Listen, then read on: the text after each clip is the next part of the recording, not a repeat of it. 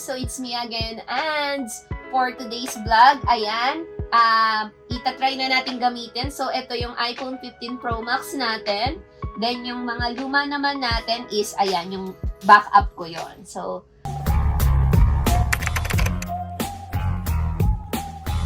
for today's video, bibigyan ko kayo ng review and ideas regarding Glock 17 Gen 5 na Arsenal or Bang Bang. Alam niyo na yan.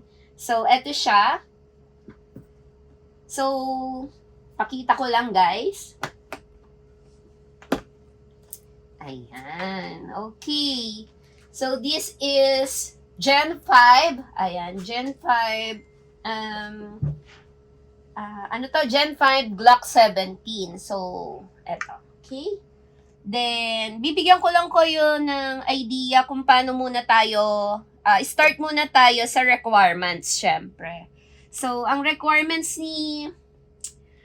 ang requirements para makakuha ng barrel. So, first is LTAP. Ano po yung LTAP? So, kukodigo lang ako. License to own and possess firearms. So, ito yung application, ito yung application, guys, na para makakuha kayo, para makapag-avail ng barrel. So, ito yung itsura niya. Takpan ko na lang yung details, guys, ha. Ayan. So, color blue. So, ito yung ID. So, ang process nito, medyo matagal nga lang. Kung gusto nyo maka-avail nito, medyo, ang alam kong process is 1 to 2 months. So, may updated naman siya sa online. Syempre, para makapag-avail ng barrel, hindi naman basta-basta. So, hindi siya madali. For the requirements, ayan, tulad ng sabi ko sa inyo, hindi madali. So, pakikompleto na lang tong mga requirements na ni-ready natin. And syempre, reason, bakit gusto mo magkaroon or makahawak ng barrel. Ayan. Para makapag-bit-bit ka niyan or kung ano man kung saan mo siya gagamitin. So, may reason yun. So, kino-question din yun. And, yun nga, tulad ng sabi ko sa inyo, hindi lang siya basta-basta, inaaprobahan din siya, guys. So, example, na kumpleto mo man yung requirements, pero nakita nila na hindi ka pasok sa banga, or kumbaga, parang hindi ka pwede. So, sorry. So, may possibility pa rin ma-deny, okay? So, next natin, ayan, so pakita ko na ulit. Ito yung na-avail namin. After na ma-release or yun nga, tulad ng sabi ko sa inyo, in 2 months, kapag na-release na yung LTAP nyo, yun na yung pwede naman tayo pumili at bumili ng baril. So, nasa sa inyo kung anong klase ng baril. Kung, ayun nga, Arsenal, yung mga ganitong kaliliit lang. Meron din tayo mga MG ba yun?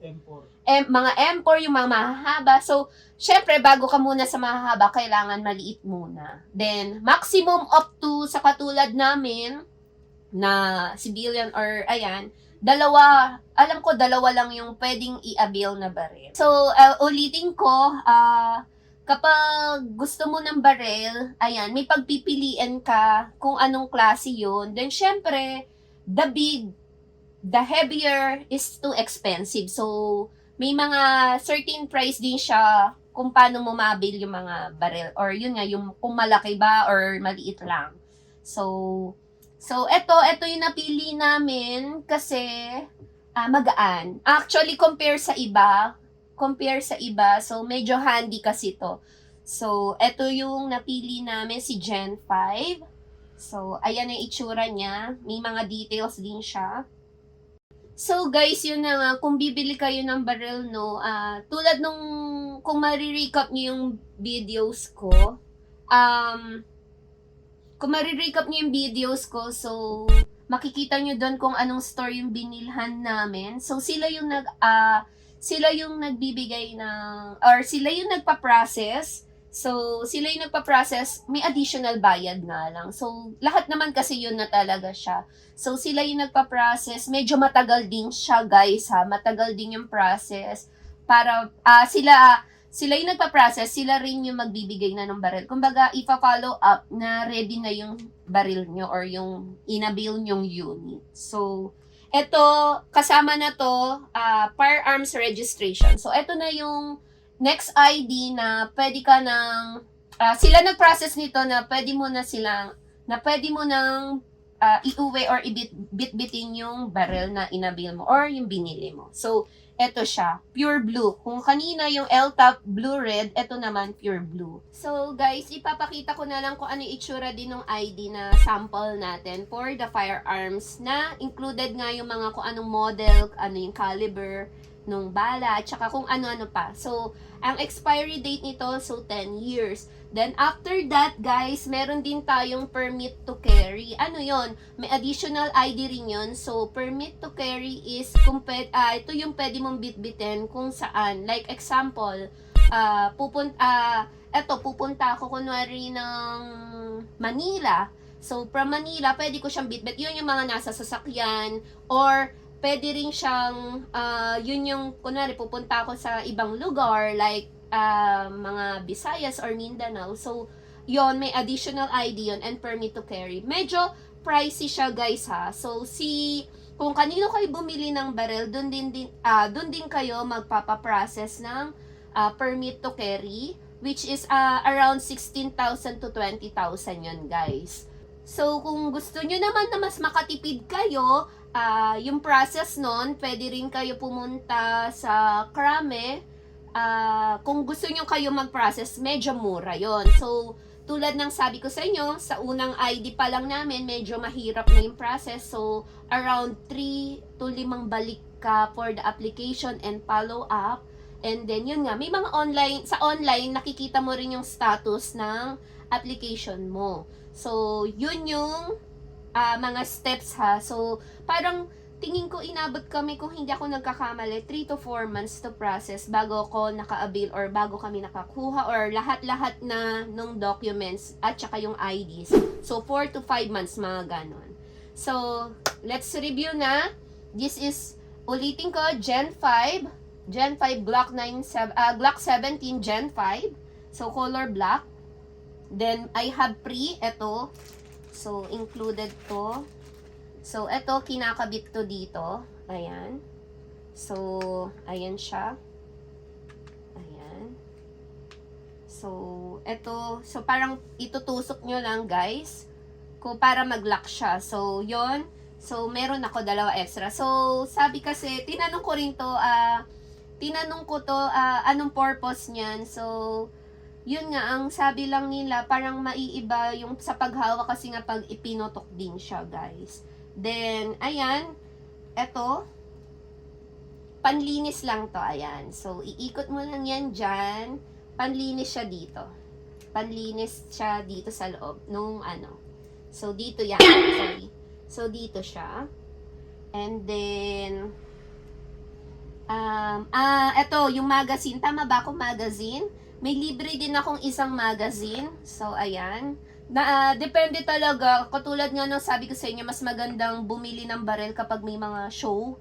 Kumbaga sa Mall of Asia, yung katulad ng pinuntahan namin, mas maraming freebies na binibigay. Kesa direct ka sa store. Kumbaga, tipid sila at mahal. Doon sa mga show ng mga barel, ang daming freebies na pinamimigay. Binigyan ko lang kayo ng idea kasi mas maganda. Yun nga lang, once in a blue moon nga lang yun, guys. So, yun nga, mas maraming discount, guys, kapag may once in a blue moon na every year, yun nga, na dapat abang kayo or alam nyo yung promos and ano na may mga ganyang mga events. So, this is, kokopya lang uli ako. So, this is 9mm caliber. So, ito yung bala natin, guys. Ayan. So, ayan siya. Okay? So, ganito kalaki, guys, ang bala. So, medyo natatakot ako. Parang feeling ko kasi, ano siya. Alam mo yun. So, yan yung size ng barrel ng Glock 9. Pero, alam ko, parang ito yung mga standard, guys, na parang feeling ko, guys, ito yung standard size ng mga barrel talaga kapag mag-a-avail. So, ayan, ibalik ko lang din. So, marunong ba ako magbalik? Parang hindi ako marunong. Ay! Ay! Ay!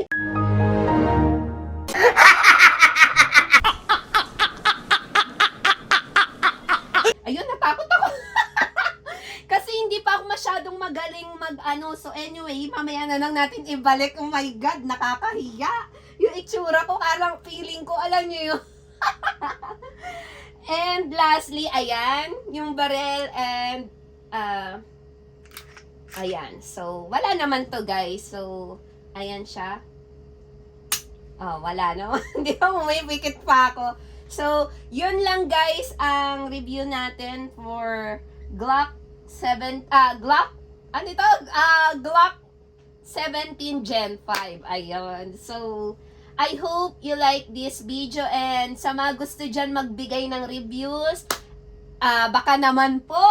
And of course, don't forget to follow and subscribe Ann's channel. Okay? And see you. Thank you po. So guys, ayan yung reviews. Namimiss ko ulit. Ayan, namimiss ko. Ito yung mga shots namin ng family ko. So, marunong-runong na. Kaya nga napapapikit ako at kasi yung feeling, alam nyo ba, nakakaputla, nakakagulat. So, eto, namimiss ko. We will try again soon na mag-ano uli nito. So, ipon-ipon muna ulit.